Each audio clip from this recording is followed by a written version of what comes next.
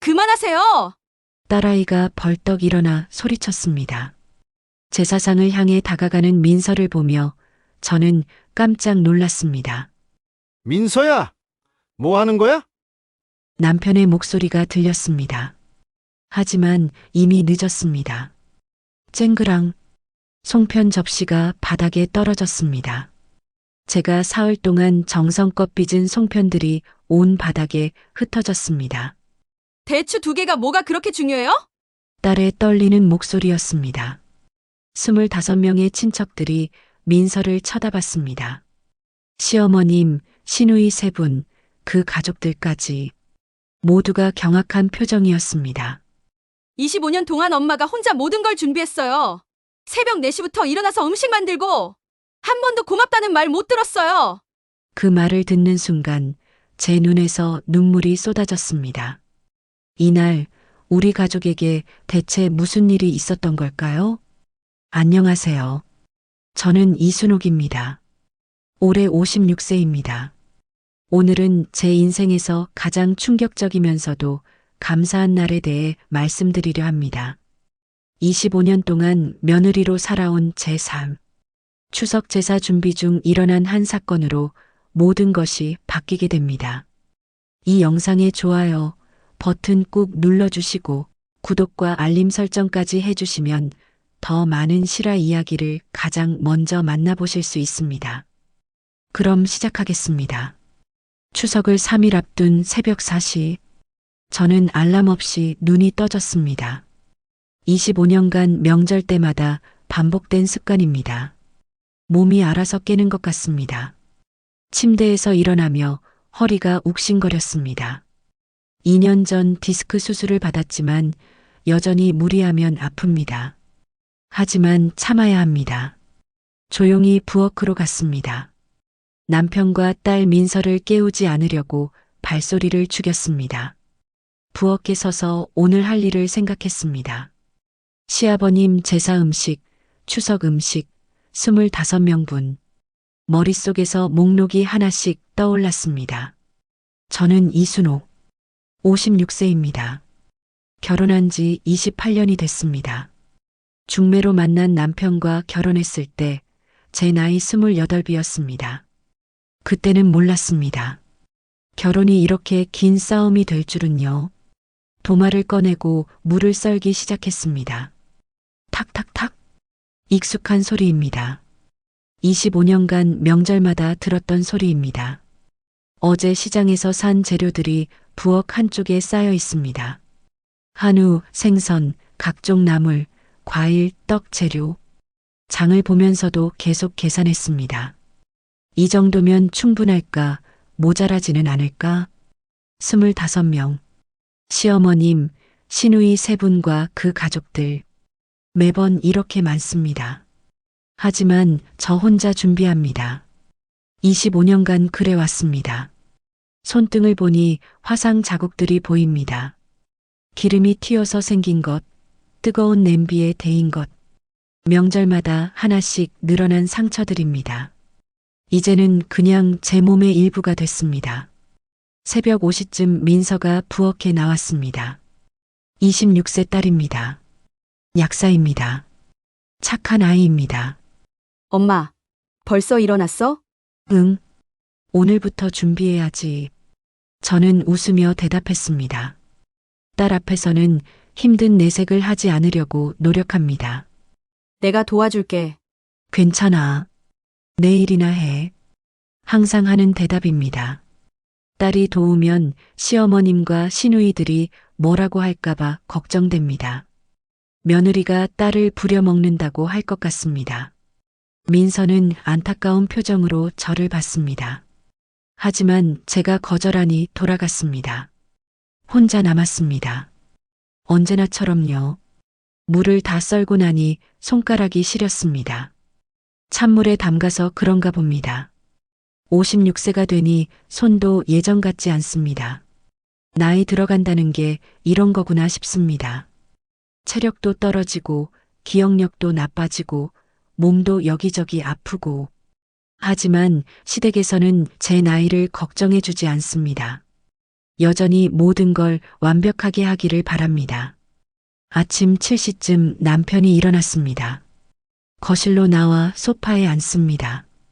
은영아, 대추는 제대로 샀지? 남편의 첫마디입니다. 안부도 아니고 걱정도 아닙니다. 그냥 확인입니다. 응. 어제 시장에서 샀어. 개수 확인했어? 제사상에 12개 올려야 하는데. 확인했어. 사실 정확히 세어보지는 않았습니다.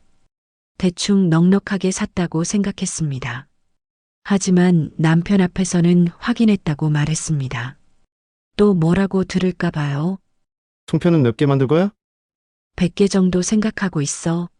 100개로 충분할까? 사람이 25명인데. 남편은 걱정합니다. 하지만 돕지는 않습니다. 28년간 결혼 생활을 하면서 남편이 명절 준비를 도와준 적은 손에 꼽습니다. 충분할 거야. 걱정 마. 제가 대답했습니다. 항상 남편을 안심시키는 게 제 역할입니다. 시간이 흐르고 점심때가 됐습니다. 간단하게 국수를 끓였습니다. 민서와 남편은 먹었지만 저는 몇 젓가락 먹지 못했습니다. 배가 부르지 않았는데도 목에서 넘어가지 않았습니다. 긴장 때문인가 봅니다. 추석이 다가올수록 항상 이렇습니다. 속이 메스껍고 밥맛이 없습니다. 오후에는 송편을 빚기 시작했습니다. 찹쌀가루를 반죽하는데 손에 힘이 없습니다. 예전 같지 않습니다. 나이가 들었구나 실감합니다. 송편을 하나하나 빚으며 생각했습니다. 28년 전 시집 왔을 때를 말입니다. 28살이었습니다. 첫 추석 때 시어머님이 송편 빚는 법을 가르쳐 주셨습니다. 엄하게 가르치셨습니다. 며느리가 송편도 제대로 못 빚으면 쪽팔림이야. 그 말이 지금도 기억납니다. 그 후로 저는 완벽하게 빚으려고 노력했습니다. 25년간 말입니다. 하지만 완벽은 없습니다. 항상 뭔가 부족하다고 지적받습니다. 송편을 100개 빚는데 3시간이 걸렸습니다. 손목이 아팠습니다. 하지만 쉴 수 없습니다. 아직 할 일이 산더미입니다. 저녁 무렵 민서가 또 부엌에 왔습니다. 엄마, 진짜 내가 도와줄게. 고모들이 내가 만든 거 보면 뭐라고 할까봐. 내가 하면 모양이 다르잖아. 제 대답에 민서는 아무 말도 하지 못했습니다. 미안했습니다. 딸에게까지 이런 말을 해야 하는 제 처지가요. 하지만 어쩔 수 없습니다. 시누이들은 정말로 그렇게 말할 겁니다. 요즘 며느리들은 딸을 부려먹는다고요. 밤 10시가 넘었습니다. 아직도 할 일이 많습니다. 내일 쓸 재료를 미리 손질해야 합니다.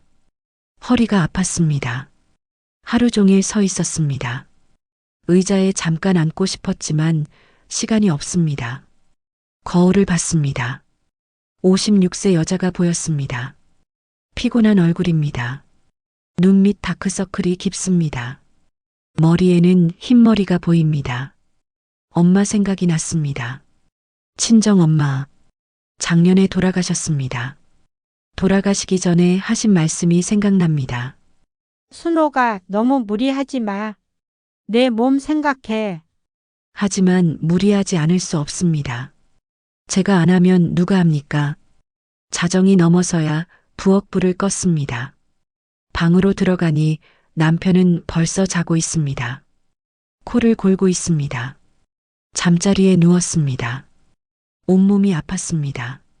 하지만 잠이 오지 않았습니다. 내일이면 시어머님과 시누이들이 옵니다. 그리고 또다시 시작됩니다. 품평, 지적, 비난. 25년간 반복된 일입니다. 하지만 익숙해지지 않습니다. 매번 마음이 아픕니다.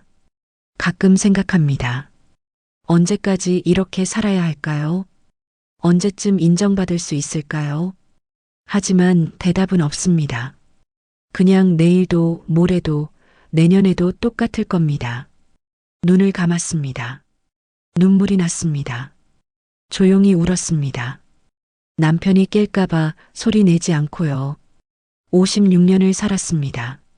그중 28년을 며느리로 살았습니다. 반평생입니다. 과연 잘 살아온 걸까요? 후회는 없을까요? 모르겠습니다. 다만 한 가지는 확실합니다. 저는 정말 열심히 살았습니다.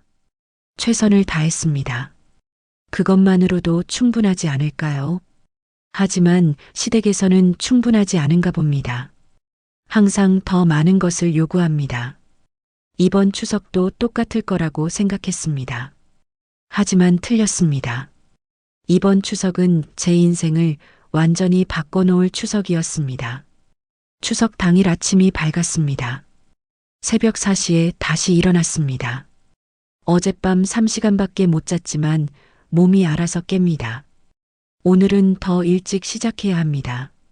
부엌에서 마지막 준비를 시작했습니다. 나물을 무치고 전을 부치고 생선을 굽고 손이 쉴 틈이 없습니다. 거울을 봤습니다. 얼굴이 부어 있습니다. 눈이 충혈됐습니다. 화장을 해도 가려지지 않을 것 같습니다. 하지만 해야 합니다. 시어머님 앞에 맨 얼굴로 나갈 수는 없습니다. 오전 9시쯤 첫 번째 전화가 왔습니다. 큰 시누이였습니다. 자기들이 11시쯤 도착할 거라고 했습니다. 서둘러야 했습니다. 손이 더 빨라졌습니다. 전 부치는 속도를 높였습니다. 기름이 튀어서 손등에 닿았습니다. 따끔했지만 계속했습니다. 멈출 수 없었습니다. 민서가 나와서 걱정스러운 눈으로 저를 봤습니다. 도와주고 싶다는 표정이었습니다. 하지만 저는 고개를 저었습니다. 딸이 도우면 또 뭐라고 들을 것입니다. 11시 정각에 큰 시누이 가족이 도착했습니다. 남편, 아들 둘과 함께였습니다. 현관에서 인사를 받았습니다. 큰 시누이는 62세입니다. 저보다 6살 많습니다. 집안을 둘러보더니 첫마디를 던졌습니다. 올케가 음식 양이 좀 적은 것 같다고 했습니다. 인사도 제대로 하기 전이었습니다. 가슴이 철렁했습니다. 사흘 동안 준비한 음식들이 적다니요. 하지만 대꾸할 수 없었습니다. 그저 웃으며 충분하다고 말했습니다. 20분 후 작은 시누이가 도착했습니다. 60세입니다. 남편과 딸 하나를 데리고 왔습니다. 거실에 들어서더니 송편을 받습니다. 송편 색깔이 고르지 않다고 했습니다. 녹차 가루를 넣은 것과 안 넣은 것의 색 차이가 너무 난다고 했습니다.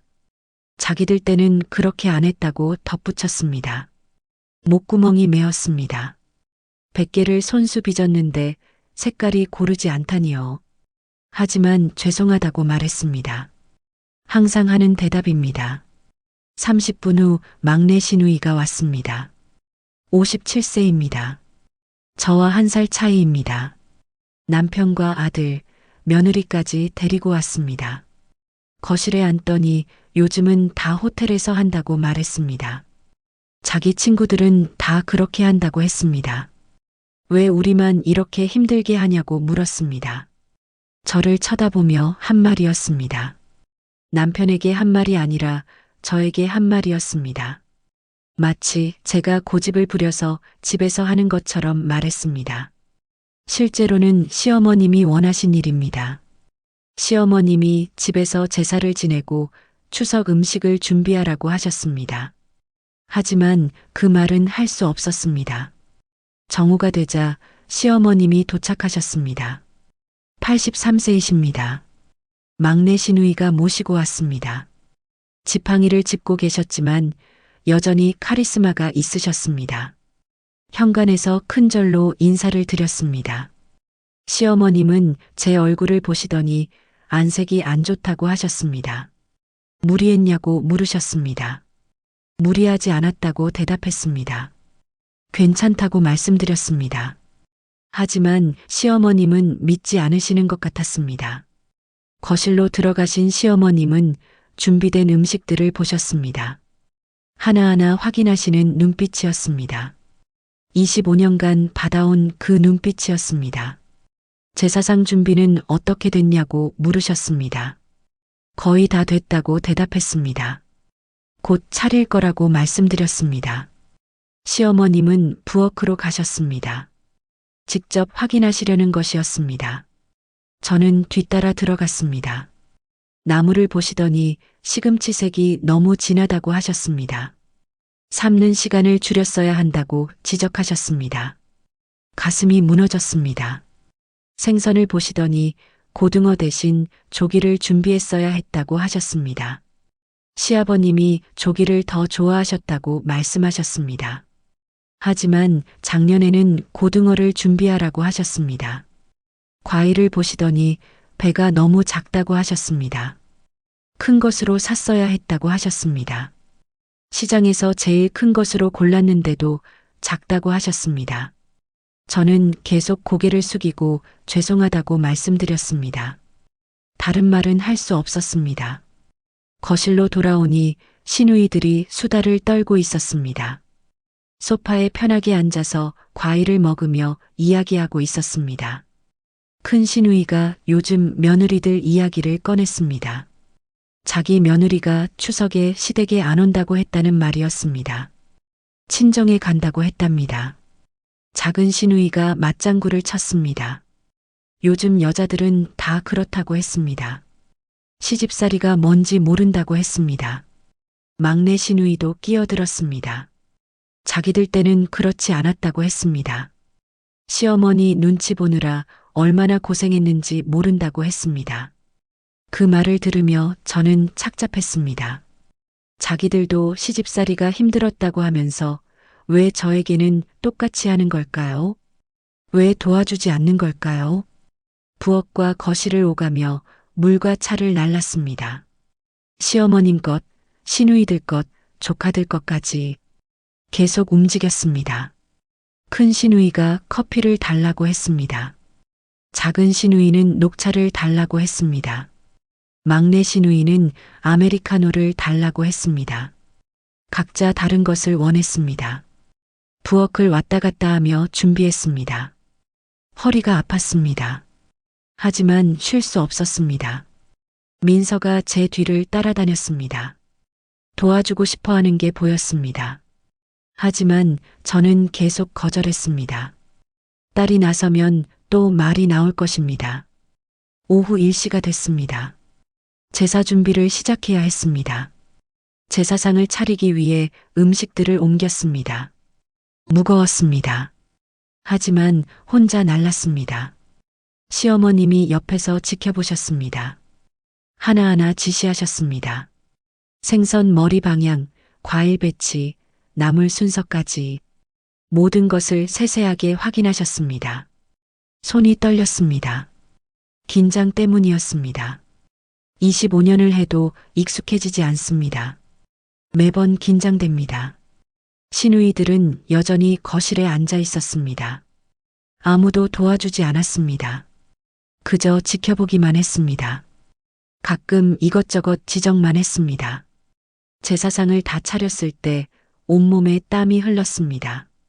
화장이 다 지워졌을 것 같았습니다. 하지만 고칠 시간이 없었습니다. 거울을 볼 틈도 없었습니다. 그저 시어머님의 최종 확인만 기다렸습니다. 시어머님이 제사상을 자세히 보셨습니다. 표정이 굳어 있었습니다. 뭔가 마음에 안 드시는 게 분명했습니다. 가슴이 두근거렸습니다. 무엇이 잘못됐을까요? 어디를 실수했을까요? 시어머님의 입이 열렸습니다. 그리고 그 한마디가 모든 것을 무너뜨릴 줄은 몰랐습니다. 시어머님의 시선이 제사상 위를 천천히 훑어 내려갔습니다. 저는 옆에 서서 숨을 죽이고 기다렸습니다. 25년간 이 순간이 제일 무섭습니다. 시어머님의 최종 검사 시간입니다. 시어머님의 눈빛이 어느 한 곳에 멈췄습니다. 대추를 보고 계셨습니다. 표정이 굳어졌습니다. 그 순간 제 심장이 멎는 것 같았습니다. 무언가 잘못됐다는 것을 본능적으로 알았습니다. 시어머님이 대추를 하나하나 세기 시작하셨습니다. 손가락으로 짚어가며 세셨습니다. 하나, 둘, 셋. 거실이 조용해졌습니다. 10개였습니다. 대추가 10개였습니다. 머릿속이 하얘졌습니다. 12개여야 했습니다. 제사상에는 항상 대추 12개를 올립니다. 시댁의 규칙이었습니다. 25년간 지켜온 규칙이었습니다. 어떻게 이런 실수를 했을까요? 어제 대추를 올릴 때 분명히 확인했다고 생각했는데, 아니, 확인했다고 착각했는지도 모릅니다. 시어머님이 저를 쳐다보셨습니다. 실망한 눈빛이었습니다. 그 눈빛이 너무 아팠습니다. 거실에 있던 모든 사람이 저를 쳐다봤습니다. 25명의 시선이 한꺼번에 쏟아졌습니다. 무게가 느껴졌습니다. 숨이 막혔습니다. 시어머님이 입을 여셨습니다. 대추가 2개 부족하다고 하셨습니다. 목소리는 차가웠습니다. 저는 고개를 숙였습니다. 죄송하다고 말씀드렸습니다. 목소리가 떨렸습니다. 남편이 벌떡 일어났습니다. 큰 소리가 들렸습니다. 이런 중요한 날에 어떻게 확인도 안 하고 있느냐고 했습니다. 28년을 같이 산 남편이었습니다. 하지만 그 순간 저를 감싸주지 않았습니다. 오히려 저를 질책했습니다. 모든 사람 앞에서였습니다. 가슴이 무너졌습니다. 남편마저 제 편이 아니었습니다. 큰 시누이가 일어났습니다. 올케가 25년을 했는데 아직도 이런 실수를 하냐고 했습니다. 믿을 수 없다는 표정이었습니다. 작은 시누이도 거들었습니다. 오빠가 집에서 얼마나 고생하는지 알겠다고 했습니다. 마치 제가 항상 이렇게 실수하는 것처럼 말했습니다. 막내 시누이까지 끼어들었습니다. 요즘은 다 호텔에서 하는데 우리만 이렇게 고생한다고 했습니다. 그러면서 또 실수까지 한다고 덧붙였습니다. 저는 그저 고개만 숙이고 있었습니다. 변명할 수 없었습니다. 실수는 실수였으니까요. 시어머님이 한숨을 쉬셨습니다. 깊은 한숨이었습니다. 그 소리가 제 가슴을 후벼 팠습니다. 시어머님이 말씀하셨습니다. 자기가 나이가 83인데 언제까지 이런 걸 일일이 확인해야 하냐고 하셨습니다. 며느리가 알아서 잘해야 하는 거 아니냐고 하셨습니다. 눈물이 났습니다. 하지만 참았습니다. 울 수 없었습니다. 모든 사람이 보고 있었습니다. 손이 떨렸습니다. 온몸이 떨렸습니다. 수치심이 몰려왔습니다. 56년을 살면서 이렇게 부끄러운 적이 없었습니다. 25명 앞에서 무능한 며느리로 낙인 찍힌 기분이었습니다. 큰 시누이가 또 한마디 했습니다. 나이가 들긴 했나 보다고 했습니다. 이런 것도 못 세는 걸 보면 기억력이 떨어진 것 같다고 했습니다. 그 말이 제일 아팠습니다. 나이가 들어서 실수한다는 말. 저도 알고 있었습니다. 예전 같지 않다는 것을요. 56세입니다. 체력도 떨어지고 기억력도 예전 같지 않습니다. 가끔 깜빡하는 일이 생깁니다. 하지만 그걸 인정하고 싶지 않았습니다. 작은 시누이가 혀를 찼습니다. 작년에도 실수가 있었다고 했습니다. 그때는 뭐가 빠졌는지 기억나지 않지만 분명히 뭔가 있었다고 했습니다. 저는 기억했습니다. 작년에는 젓가락 하나가 부러져서 급히 새 것으로 바꿨던 일이었습니다. 하지만 아무도 그 과정을 몰랐습니다.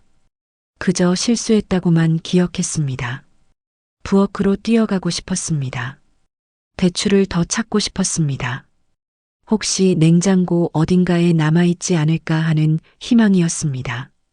하지만 알고 있었습니다. 없다는 것을요. 어제 다 사용했습니다. 그렇다면 지금 마트에 가서 사와야 할까요? 하지만 시간이 없었습니다. 제사는 곧 시작해야 했습니다. 시어머님이 다시 말씀하셨습니다. 그냥 이대로 하자고 하셨습니다. 하지만 목소리에는 불만이 가득했습니다.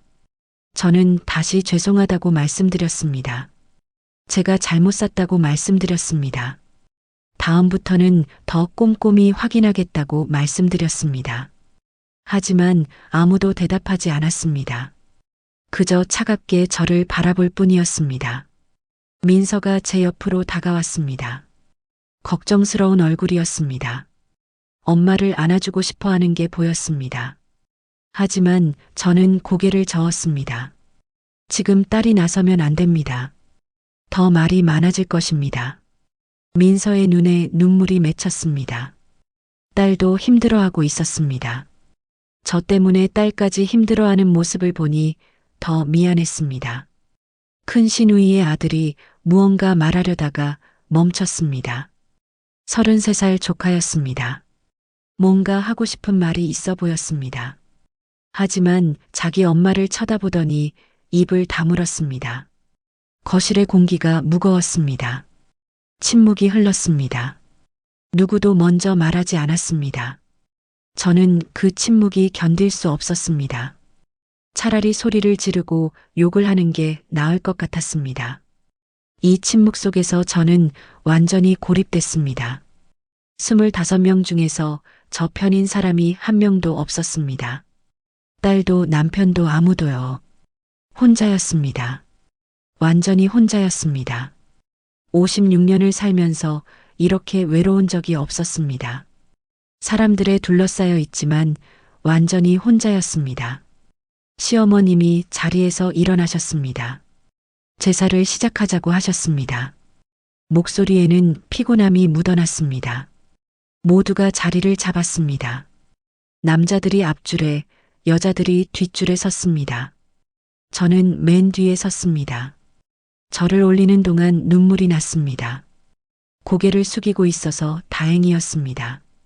누구도 제 눈물을 보지 못했습니다. 시아버님께 마음속으로 말씀드렸습니다. 죄송하다고, 딸 잘못 키운 부모님이 죄송하다고, 며느리를 잘못 들인 것 같아서 죄송하다고. 하지만 시아버님은 대답하지 않으셨습니다. 당연했습니다. 돌아가신 지 10년이 됐으니까요. 절이 끝났습니다. 사람들이 자리에서 일어났습니다. 하지만 분위기는 여전히 무거웠습니다. 큰 시누이가 또 무언가 말하려고 했습니다. 입이 열리는 게 보였습니다. 그 순간 저는 도망치고 싶었습니다. 이 자리에서, 이 집에서, 이 시댁에서 도망치고 싶었습니다. 하지만 도망칠 수 없었습니다. 저는 며느리였습니다. 28년간 며느리로 살았고 앞으로도 며느리로 살아야 했습니다. 이것이 제 운명이었습니다. 선택이 아니라 운명이었습니다. 그리고 저는 이 운명을 받아들여야만 했습니다. 제사가 끝났습니다. 하지만 저의 고통은 끝나지 않았습니다. 이제 제사 음식을 거실상에 옮겨야 했습니다. 25명이 함께 나눠 먹는 시간입니다. 부엌과 거실을 오가며 그릇과 젓가락을 날랐습니다. 허리가 끊어질 것 같았습니다. 시누이들은 여전히 소파에 앉아 있었습니다. 손톱 하나 까딱하지 않았습니다. 저를 거들 생각이 없어 보였습니다. 민서가 제 뒤를 따라다녔습니다. 자꾸 도와주려고 했습니다. 하지만 저는 계속 거절했습니다. 이미 창피를 당한 마당에 딸까지 나서면 안 될 것 같았습니다. 식탁을 다 차리고 나니 오후 2시가 넘었습니다. 아침 4시부터 지금까지 10시간을 쉬지 않고 일했습니다. 다리가 후들거렸습니다. 가족들이 자리에 앉았습니다. 시어머님이 제일 좋은 자리에, 시누이들이 그 옆에, 조카들이 그 옆에 앉았습니다. 저는 부엌에 서 있었습니다. 밥을 더 퍼드리고 국을 더 따라드리고 반찬을 더 가져다 드리기 위해서였습니다. 거실에서 식사하는 소리가 들렸습니다. 숟가락 부딪히는 소리, 대화 소리, 웃음소리, 모두 즐겁게 식사하고 있었습니다. 하지만 저는 먹지 못했습니다. 목에서 넘어가지 않을 것 같았습니다. 대추 사건이 계속 머릿속에 맴돌았습니다. 25명 앞에서 망신당한 일이요. 얼굴이 아직도 화끈거렸습니다. 큰 시누이가 저를 불렀습니다. 밥을 더 달라고 했습니다. 부엌에서 밥을 더 퍼서 가져다 드렸습니다. 작은 시누이도 저를 불렀습니다. 김치가 더 필요하다고 했습니다. 다시 부엌으로 가서 김치를 담아왔습니다. 막내 시누이까지 저를 불렀습니다. 물이 필요하다고 했습니다. 마치 종이 된 기분이었습니다. 부르면 가고 시키면 하고 사람 취급을 받지 못하는 것 같았습니다. 거실 구석에 서서 가족들을 바라봤습니다. 모두 행복해 보였습니다. 웃고 떠들고 식사를 즐기고 있었습니다. 하지만 저만 외로웠습니다. 문득 친정 엄마가 생각났습니다. 작년에 돌아가신 엄마. 만약 엄마가 살아계셨다면 저를 안아주셨을까요? 괜찮다고 말해주셨을까요? 눈물이 났습니다. 하지만 닦았습니다. 그때 민서의 목소리가 들렸습니다. 거실에서 누군가와 대화하는 소리였습니다. 부엌에서 살짝 고개를 내밀어 봤습니다. 민서가 큰 시누이 아들과 대화하고 있었습니다. 지훈이라는 조카였습니다. 33살이었습니다. 몇 년간 미국에서 일하다가 이번에 귀국했다고 들었습니다. 두 사람의 대화 내용은 정확히 들리지 않았습니다. 하지만 표정으로 짐작할 수 있었습니다. 지훈이 민서를 격려하는 것 같았습니다. 그러더니 지훈이 저를 쳐다봤습니다. 눈빛이 다른 사람들과 달랐습니다. 비난하는 눈빛이 아니었습니다. 안타까워하는 눈빛이었습니다. 제 가슴이 뜨거워졌습니다. 누군가 저를 이해해주는 사람이 있다는 느낌이었습니다. 지훈이 자리에서 일어났습니다. 부엌 쪽으로 걸어왔습니다. 그리곤 자기 접시를 들고 싱크대로 가져왔습니다. 직접 설거지통에 놓았습니다. 작은 행동이었습니다. 하지만 저에게는 큰 의미였습니다. 28년 시집살이를 하면서 조카가 직접 자기 그릇을 가져온 것을 처음 봤습니다. 지훈이 저를 보며 고개를 숙였습니다. 말은 하지 않았습니다. 하지만 눈빛으로 말하고 있었습니다. 수고하셨다고, 고생하셨다고. 저는 아무 말도 할 수 없었습니다. 목이 메었습니다. 고맙다는 말도 나오지 않았습니다. 지훈은 다시 거실로 돌아갔습니다. 자기 엄마인 큰 시누이 옆에 앉았습니다. 하지만 엄마를 쳐다보는 눈빛이 예전과 달랐습니다. 뭔가 말하고 싶어 하는 것 같았습니다. 하지만 참는 것 같았습니다. 저는 그것만으로도 감사했습니다. 적어도 한 명은 저를 이해해주는 사람이 있다는 것. 그것만으로도 위로가 됐습니다. 민서가 부엌으로 왔습니다. 제 손을 잡았습니다. 따뜻했습니다. 딸의 손을 잡고 있으니 눈물이 났습니다. 하지만 이번에는 슬픈 눈물이 아니었습니다. 감사한 눈물이었습니다. 제게는 딸이 있었습니다. 저를 사랑하는 딸이 있었습니다. 그리고 이제 조카도 한 명 있었습니다. 저를 이해해주는 조카가요. 완전히 혼자는 아니었습니다. 거실에서는 여전히 식사가 계속됐습니다. 시누이들은 웃고 떠들고 있었습니다. 대추 사건에 대한 이야기도 나오는 것 같았습니다. 하지만 이제는 조금 견딜만 했습니다. 민서와 지훈이 있으니까요. 식사가 끝나갈 무렵 설거지를 시작했습니다. 25명분 그릇이었습니다. 산더미 같았습니다. 민서가 도와주려고 했습니다. 이번에는 거절하지 않았습니다. 이제는 괜찮을 것 같았습니다. 모녀가 나란히 서서 설거지를 했습니다. 말은 없었지만 마음이 통했습니다. 지훈이 또 자기 가족들 그릇을 가져왔습니다. 조용히 싱크대에 놓고 갔습니다. 큰 시누이가 아들을 불렀습니다. 뭐라고 하는 것 같았습니다. 아마 왜 그런 일을 하냐고 묻는 것 같았습니다. 하지만 지훈은 대답하지 않고 다시 저에게 왔습니다. 이번에는 시어머님 그릇까지 가져왔습니다. 시어머님이 놀라신 표정으로 지훈을 봤습니다. 하지만 뭐라고 하지는 않으셨습니다. 작은 변화였습니다. 하지만 의미 있는 변화였습니다. 설거지를 하면서 생각했습니다. 세상이 조금씩 변하고 있는 건 아닐까요? 지훈 같은 젊은 세대는 다르게 생각하는 건 아닐까요? 희망이 보였습니다. 아주 작은 희망이었지만요. 민서가 제 손을 꽉 잡았습니다. 그리고 작은 목소리로 말했습니다. 엄마는 혼자가 아니라고, 자기가 있다고. 그 말을 듣는 순간 눈물이 쏟아졌습니다. 이번에는 참지 않았습니다. 딸 앞에서만큼은 울어도 괜찮을 것 같았습니다. 민서가 저를 안아줬습니다. 26년 만에 딸이 엄마를 안아주는 순간이었습니다. 설거지통 앞에서 모녀가 껴안고 조용히 울었습니다. 거실에서는 아무도 우리를 보지 못했습니다. 모두 자기들끼리 떠들고 있었습니다. 하지만 괜찮았습니다. 우리에게는 우리가 있었으니까요. 56년을 살면서 깨달았습니다. 세상 모든 사람이 나를 이해할 필요는 없다는 것을요. 단 한 사람이라도 진심으로 이해해주면 그것으로 충분하다는 것을요. 저에게는 민서가 있었습니다. 그리고 이제 지훈도 있었습니다. 그것만으로도 감사했습니다. 오늘 하루가 끝나가고 있었습니다. 하지만 정말 긴 하루였습니다. 그리고 아직 끝나지 않았다는 것을 저는 몰랐습니다. 더 큰 일이 남아 있었습니다.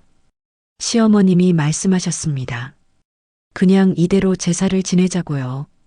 대추가 2개 부족하지만 어쩔 수 없다고 하셨습니다. 하지만 목소리에는 실망이 가득했습니다. 표정도 굳어 있었습니다. 저는 고개를 숙였습니다. 죄송하다고 또 말씀드렸습니다. 입에서는 사과만 나왔습니다.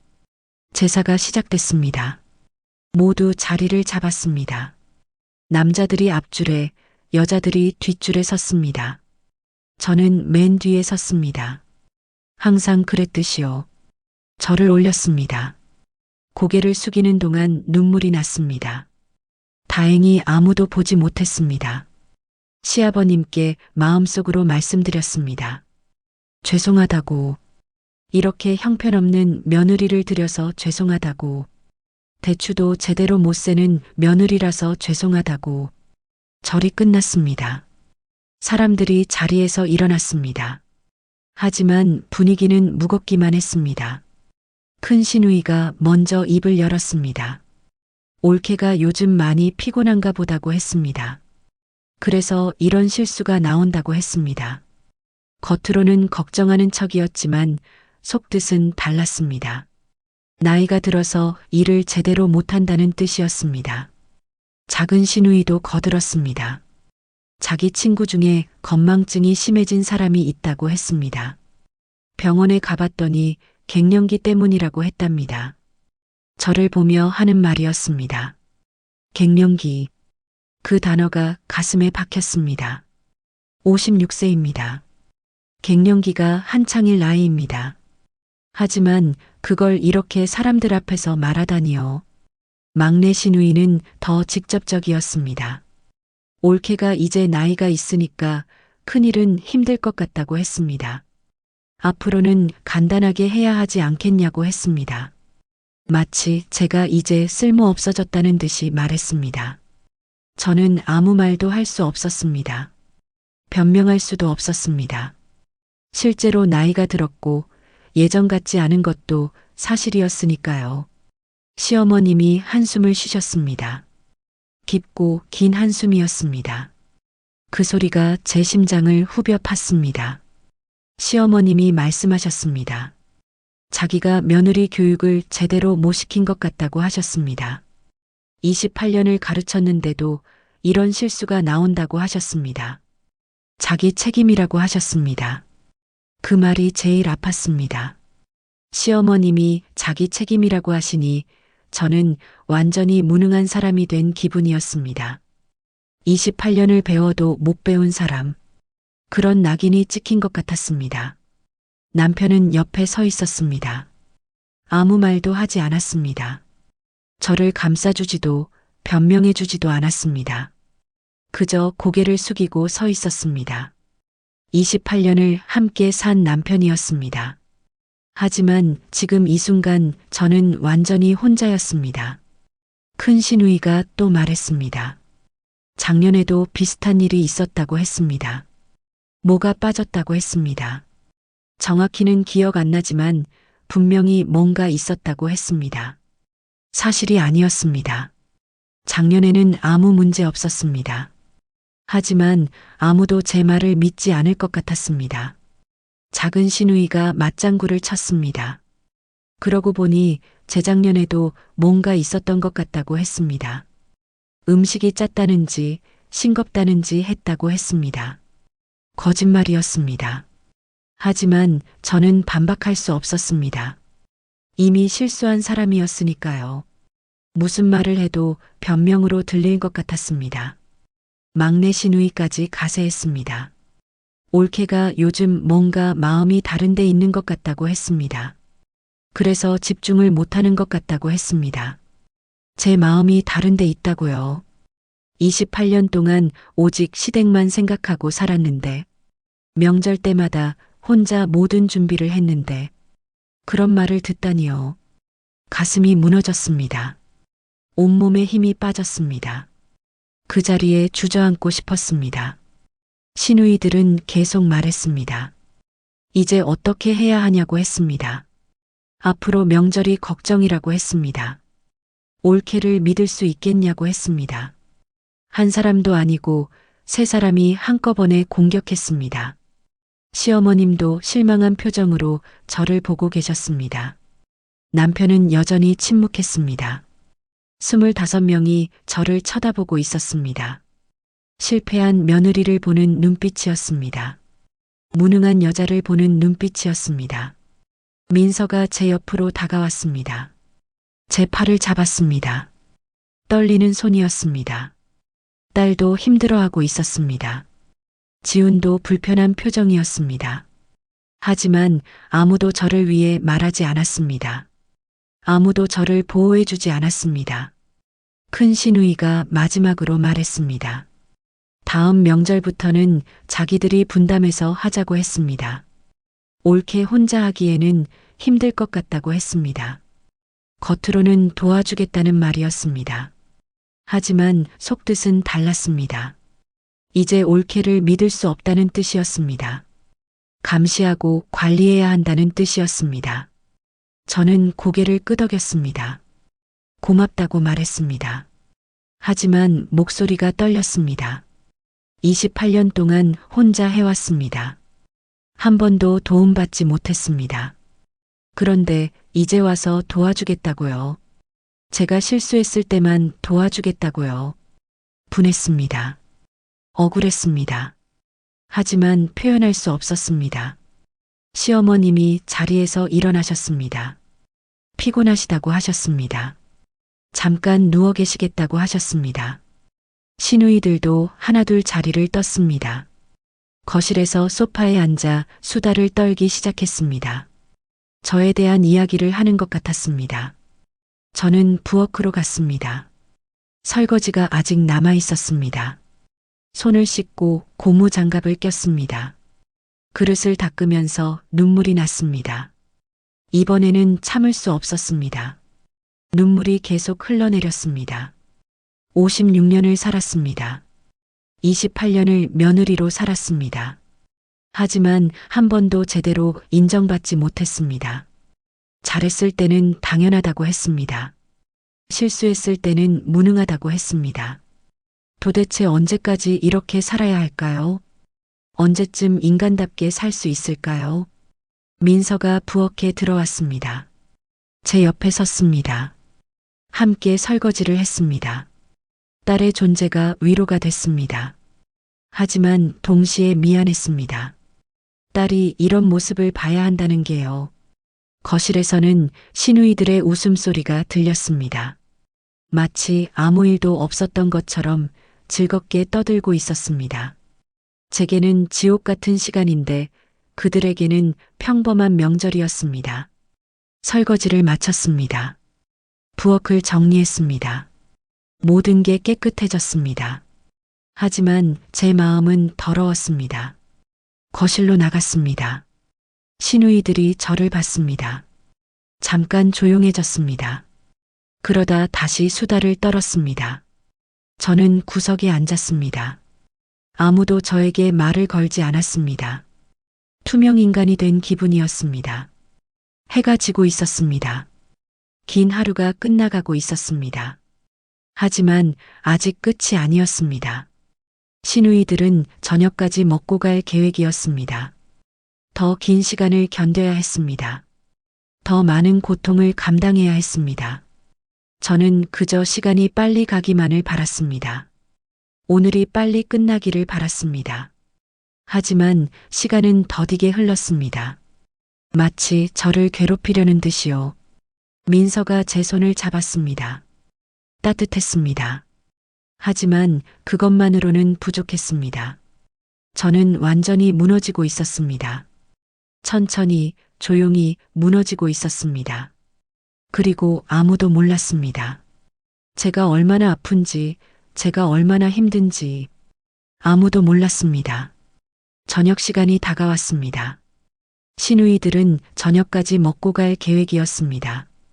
저는 다시 부엌으로 갔습니다. 저녁 준비를 해야 했습니다. 호텔 음식을 주문했지만 상을 차려야 했습니다. 온몸이 아팠습니다. 허리, 다리, 어깨, 모든 곳이 비명을 지르고 있었습니다. 하지만 쉴 수 없었습니다. 거실에서는 시누이들이 여전히 수다를 떨고 있었습니다. 저에 대한 이야기인 것 같았습니다.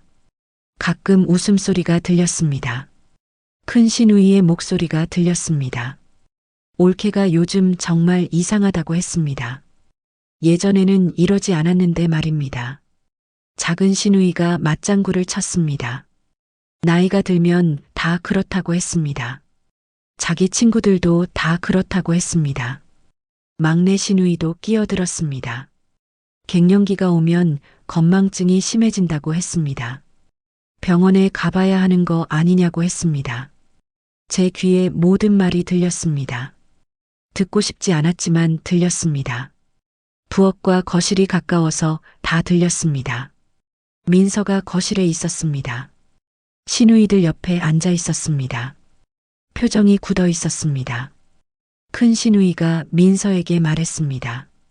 내 엄마가 요즘 많이 힘든가 보다고 했습니다. 민서야, 내가 좀 도와드려야 하는 거 아니냐고 했습니다. 민서의 얼굴이 빨개졌습니다. 참고 있는 것이 보였습니다. 작은 시누이도 민서에게 말했습니다. 엄마가 이제 나이가 있으니까 내가 챙겨야 한다고 했습니다. 딸이 있는데도 이런 실수가 나온다고 했습니다. 민서의 주먹이 꽉 쥐어졌습니다. 저는 부엌에서 그 모습을 봤습니다. 딸이 힘들어하는 모습이 보였습니다. 막내 시누이가 또 한마디 했습니다. 요즘 젊은 사람들은 명절에 아무것도 안 한다고 했습니다.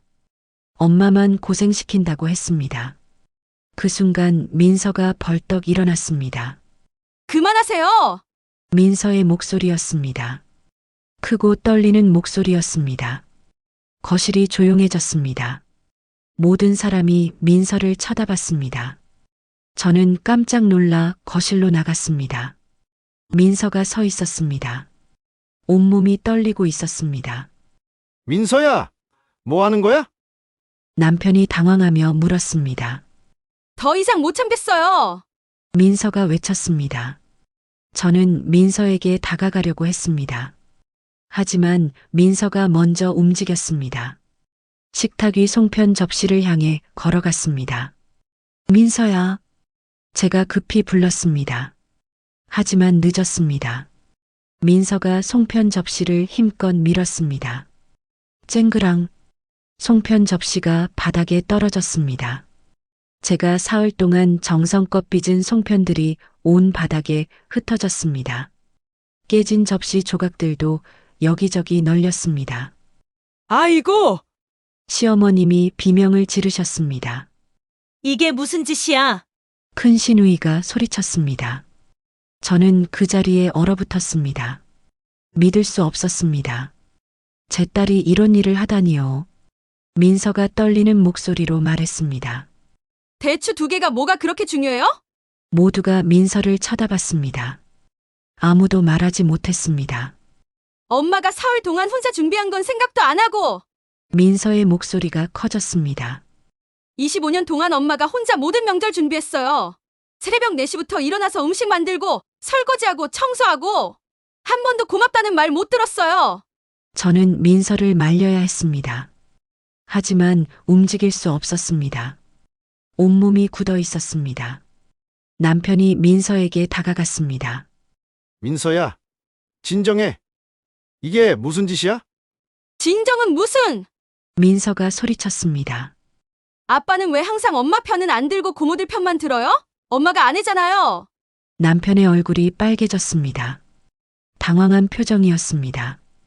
큰 시누이가 일어났습니다. 민서야, 내가 지금 어른들한테 무슨 짓을 하는 거야? 무슨 짓이요? 진실을 말하는 거예요. 민서가 고모들을 쳐다봤습니다. 고모들은 명절 때마다 와서 품평만 하잖아요. 음식이 적다. 송편 색깔이 고르지 않다. 나이가 들어서 실수한다. 그런 말만 하면서 한 번도 도와주지 않았어요. 작은 시누이가 화를 냈습니다. 이 애가 지금 버릇이 없어서. 버릇 없는 건 고모들이에요. 민서가 맞받아쳤습니다. 엄마가 얼마나 힘들어하는지 아세요? 허리 아파서 병원 다니는 거 아세요? 그런데도 혼자 다 하잖아요. 왜요? 고모들이 아무것도 안 도와주니까. 시어머님이 지팡이를 짚고 일어나셨습니다. 이 버릇 없는 것이. 하지만 민서는 멈추지 않았습니다. 할머니도 적당히 하세요. 제가 소리쳤습니다. 민서야, 그만해. 하지만 민서는 계속했습니다. 할머니가 하도 시집살이 시켜서 엄마가 할머니보다 몸이 더 안 좋아요. 56세가 83세보다 더 힘들어해요. 눈물이 쏟아졌습니다. 제 눈에서 눈물이 흘러내렸습니다. 민서가 저를 보며 외쳤습니다. 엄마, 왜 항상 참기만 해요? 왜 한 번도 화내지 않아요? 왜 항상 죄송하다고만 해요? 저는 대답할 수 없었습니다. 목이 메었습니다. 엄마도 사람이에요. 화낼 권리가 있고, 쉴 권리가 있고, 인정받을 권리가 있어요. 민서의 목소리가 떨렸습니다. 딸도 울고 있었습니다. 거실이 아수라장이 됐습니다. 25명이 모두 충격에 빠져 있었습니다. 큰 시누이가 분노로 떨며 말했습니다. 내가 진짜 미쳤구나. 저는 민서에게 다가갔습니다. 딸을 안았습니다. 다 제 잘못이에요. 민서한테 뭐라고 하지 마세요. 시누이들을 보며 말했습니다. 제가 잘못 가르쳤어요. 민서는 잘못 없어요. 하지만 민서가 제 손을 잡았습니다. 엄마 잘못 아니에요. 민서가 고모들을 똑바로 쳐다봤습니다. 앞으로 제가 지켜볼 거예요. 엄마 괴롭히는 거 다 기억할 거예요. 그리고 나중에 똑같이 돌려줄 거예요. 남편이 민서에게 다가와 뺨을 때렸습니다. 철서? 저는 비명을 질렀습니다. 남편이 딸을 때렸습니다. 제 앞에서요. 민서는 뺨을 만지며 아빠를 봤습니다. 눈물이 흘렀습니다. 하지만 민서는 계속 말했습니다. 아빠가 항상 엄마보다 고모들 편이잖아요. 그게 제일 화나요. 집안이 완전히 무너졌습니다. 시어머님과 시누이들이 하나둘 집을 나갔습니다. 아무 말도 하지 않았습니다. 그저 차갑게 저희를 보고 나갔습니다. 거실에는 저와 민서, 그리고 남편만 남았습니다. 바닥에는 깨진 송편과 접시 조각들이 흩어져 있었습니다. 제가 사흘 동안 준비한 것들이 모두 망가졌습니다. 하지만 이상했습니다. 슬프지 않았습니다. 오히려 후련했습니다. 민서가 제 손을 잡았습니다. 엄마, 미안해요. 저는 고개를 저었습니다. 아니야. 고마워. 딸을 꼭 안았습니다.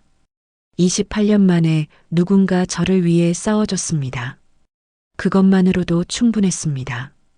시누이들이 모두 나간 후 집안이 조용해졌습니다. 거실에는 저와 민서, 그리고 남편만 남았습니다. 바닥에는 깨진 송편과 접시 조각들이 흩어져 있었습니다. 저는 민서를 안고 있었습니다. 딸의 뺨이 빨갛게 부어 있었습니다. 남편이 때린 자리였습니다. 가슴이 찢어질 것 같았습니다. 남편은 소파에 앉아 있었습니다. 고개를 숙이고 있었습니다. 한참 동안 아무도 말하지 않았습니다. 저는 민서를 부엌으로 데려갔습니다. 얼음을 꺼내서 수건에 싸서 딸의 뺨에 대주었습니다. 민서가 아파하는 모습이 너무 괴로웠습니다. 딸이 저 때문에 아픈 것이었습니다. 저 때문에 아빠한테 맞은 것이었습니다. 제가 잘못 살아서 딸까지 고생시킨 것이었습니다. 민서가 제 손을 잡았습니다. 괜찮다는 표정이었습니다. 하지만 괜찮을 리 없었습니다.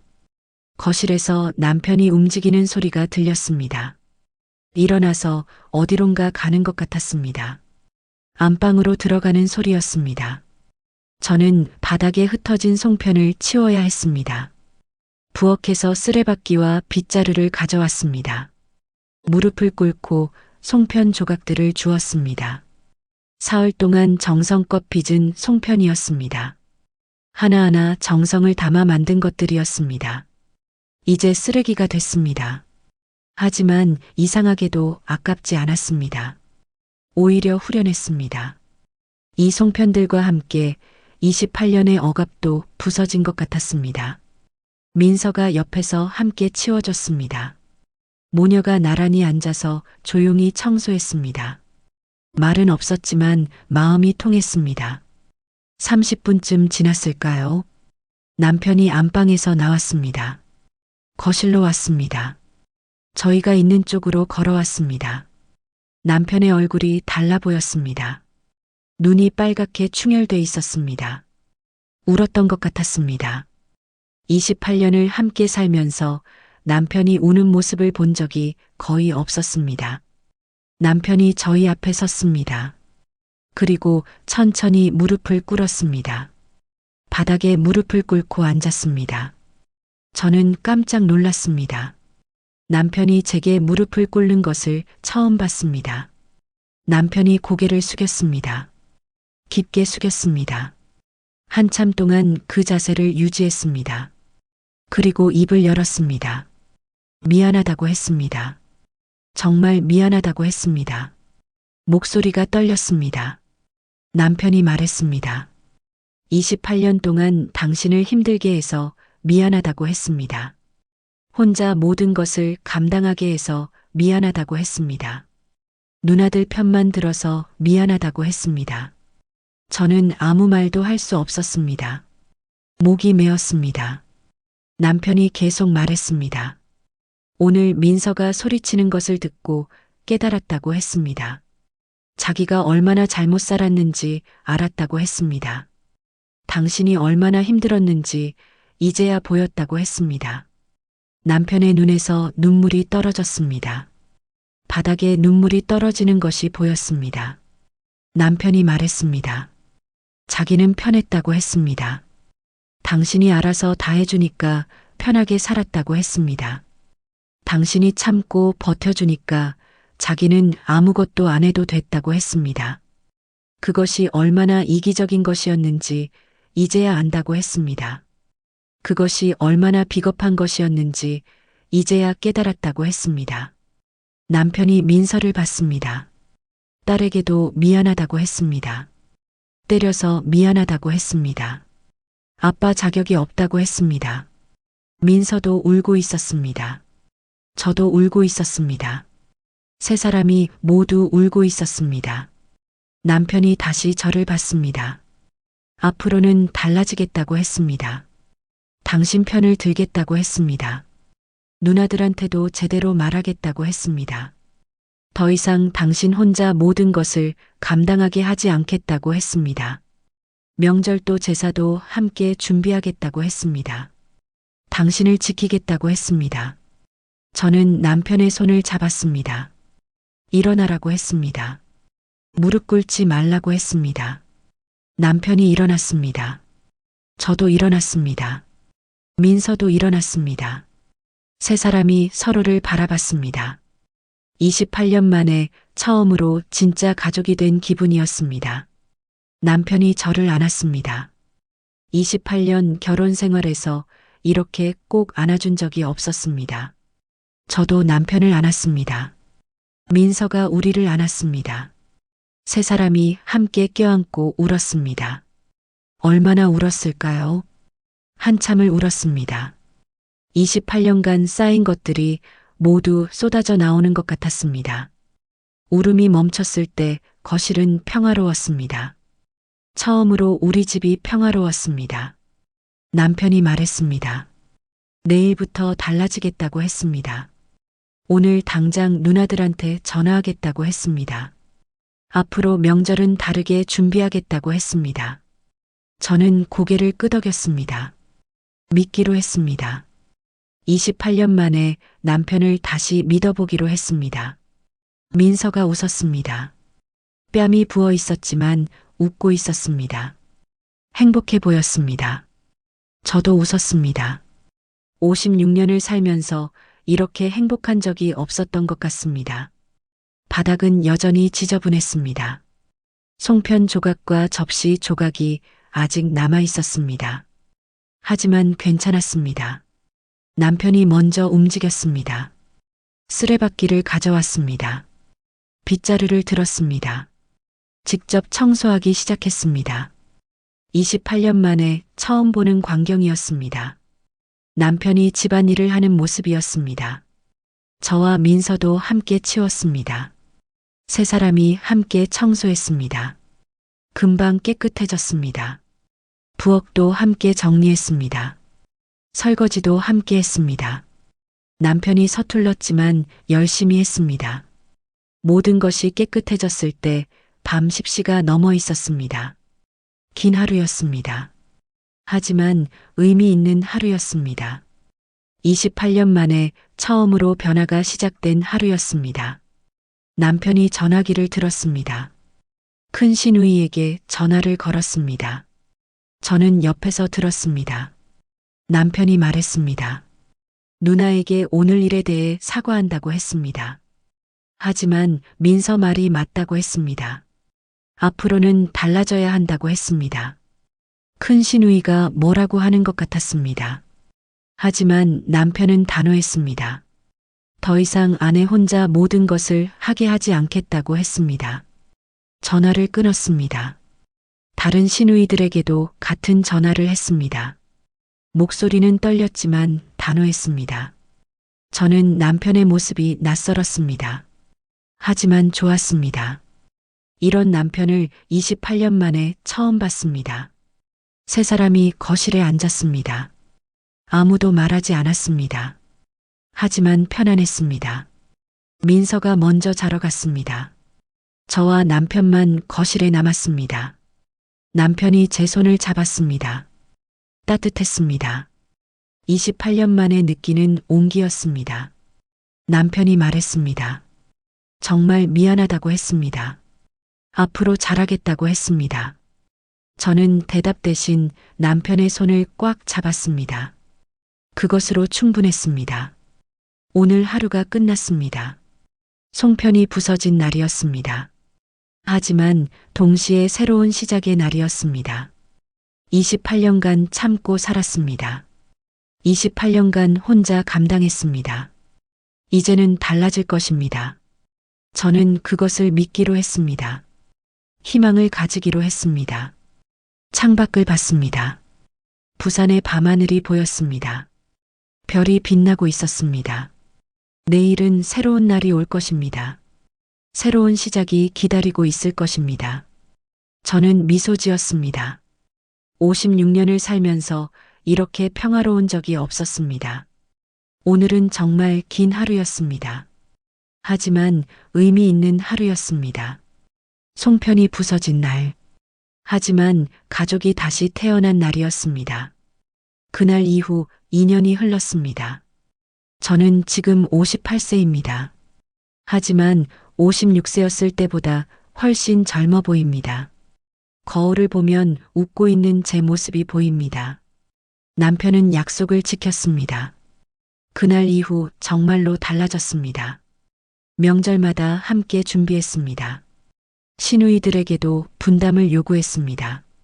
처음에는 반발이 있었지만 남편이 흔들리지 않았습니다. 작년 추석에는 호텔에서 가족 모임을 했습니다. 제가 혼자 준비하지 않았습니다. 시누이들도 음식을 하나씩 가져왔습니다. 28년 만에 처음 있는 일이었습니다. 시어머님은 작년 겨울에 돌아가셨습니다.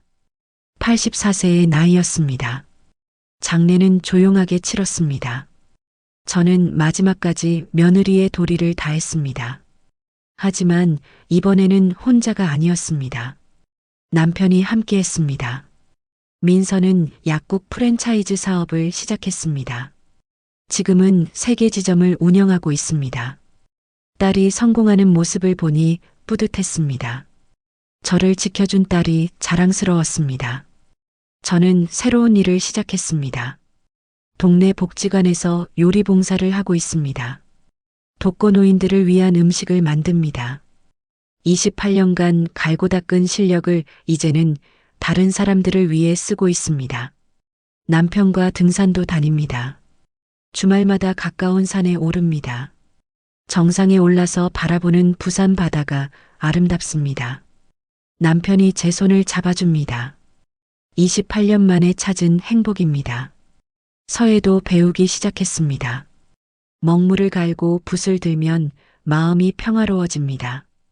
56년을 살면서 처음으로 제 취미를 가졌습니다. 친구들도 생겼습니다. 복지관에서 만난 사람들입니다. 비슷한 나이의 여자들입니다.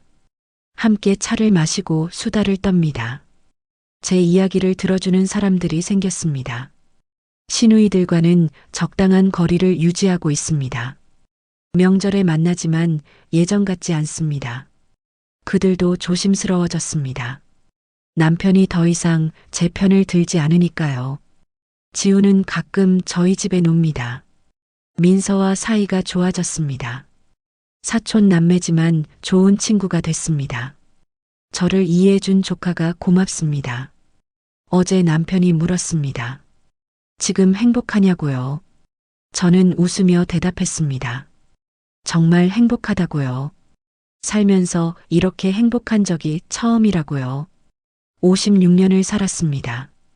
28년을 며느리로 살았습니다. 28년을 참고 견뎠습니다. 하지만 이제는 다릅니다. 이제는 제 인생을 살고 있습니다. 송편이 부서진 그날을 잊을 수 없습니다. 대추 2개 때문에 모든 것이 무너지는 줄 알았습니다. 하지만 그날은 절망이 아니었습니다. 새로운 시작이었습니다. 민서가 용기를 내준 덕분입니다. 남편이 깨달아준 덕분입니다. 그리고 제가 포기하지 않은 덕분입니다. 늦었다고 생각할 때가 가장 빠른 때라고 했습니다. 56세에 찾은 자유입니다. 늦지 않았습니다. 오늘도 햇살이 좋습니다. 창밖으로 부산 바다가 반짝입니다. 남편이 커피를 타주었습니다. 민서가 전화를 걸어 안부를 물었습니다. 저는 행복합니다. 진심으로 행복합니다. 여러분, 제 이야기를 끝까지 들어주셔서 정말 감사합니다. 저는 이순옥입니다. 이제 58세가 됐습니다. 2년 전 그 추석 날을 잊을 수 없습니다. 대추 2개 때문에 모든 것이 무너지는 줄 알았습니다. 25명 앞에서 망신을 당하고 시누이들에게 집단 비난을 받고 남편마저 제 편을 들어주지 않았습니다. 하지만 제 딸 민서가 용기를 냈습니다. 송편 접시를 부수면서 외쳤습니다. 엄마는 혼자가 아니라고, 엄마도 인정받을 권리가 있다고. 그날이 제 인생의 전환점이었습니다. 남편이 깨달았습니다. 28년 만에 처음으로 무릎을 꿇고 사과했습니다. 그리고 약속을 지켰습니다. 정말로 달라졌습니다. 이제 저는 행복합니다. 등산도 하고 서예도 배우고 친구들도 생겼습니다. 56세에 처음으로 제 인생을 살기 시작했습니다. 늦지 않았습니다. 혹시 지금 저처럼 힘든 시간을 보내고 계신 분들이 계신다면 꼭 기억해 주십시오. 참는 것만이 답은 아닙니다. 당신도 행복할 권리가 있습니다. 당신도 인정받을 자격이 있습니다. 며느리라는 이유로, 아내라는 이유로, 엄마라는 이유로 모든 것을 참을 필요는 없습니다. 가족은 희생만으로 유지되지 않습니다. 서로 존중하고, 서로 배려하고, 서로 이해할 때 진짜 가족이 됩니다. 그리고 변화는 언제든 가능합니다. 56세에도, 60세에도, 70세에도 새로운 시작을 할 수 있습니다. 포기하지 마십시오. 희망을 잃지 마십시오. 당신은 혼자가 아닙니다. 이 영상이 조금이라도 위로가 되셨다면 좋아요 버튼 꾹 눌러주시고요. 구독과 알림 설정까지 해주시면 더 많은 가족 이야기를 가장 먼저 만나보실 수 있습니다. 댓글로 여러분의 생각도 나눠주세요. 혹시 비슷한 경험이 있으신가요? 어떻게 극복하셨나요? 가족의 의미는 무엇이라고 생각하시나요? 여러분의 이야기가 누군가에게는 큰 위로가 될 수 있습니다. 다음 이야기에서 또 만나요. 건강하세요. 행복하세요. 감사합니다.